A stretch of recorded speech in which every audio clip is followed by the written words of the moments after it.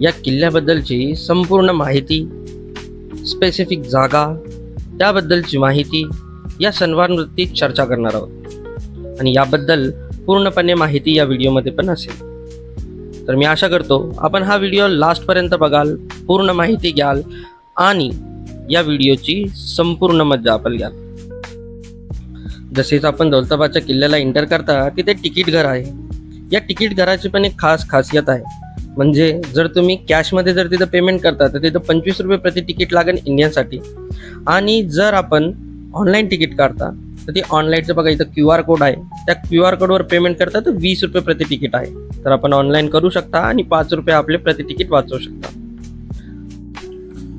दौलताबाद किल्ल्याचा इतिहास हा 12व्या शतकात सुरू होतो. याचे मूळ नाव देवगिरी होते, म्हणजे देवांची टेकडी. यादव वंशातील भिल्लम पाचवा याने 11व्या शतकात या किल्ल्याची स्थापना केली आणि आपली पहिली राजधानी म्हणून विकसित केली.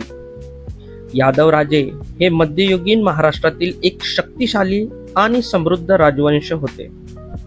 त्यांनी अनेक कला, साहित्य आणि स्थापत्यकलेला प्रोत्साहन दिले.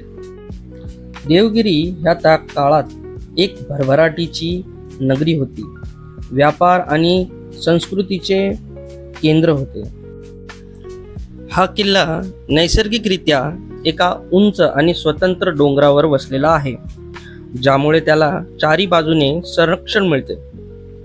यादवांनी या नैसर्गिक संरक्षणाचा पुरेपूर फायदा घेतला आणि किल्ल्याला अभेद्य बनवण्यासाठी अनेक तटबंदी आणि खंदक बांधले.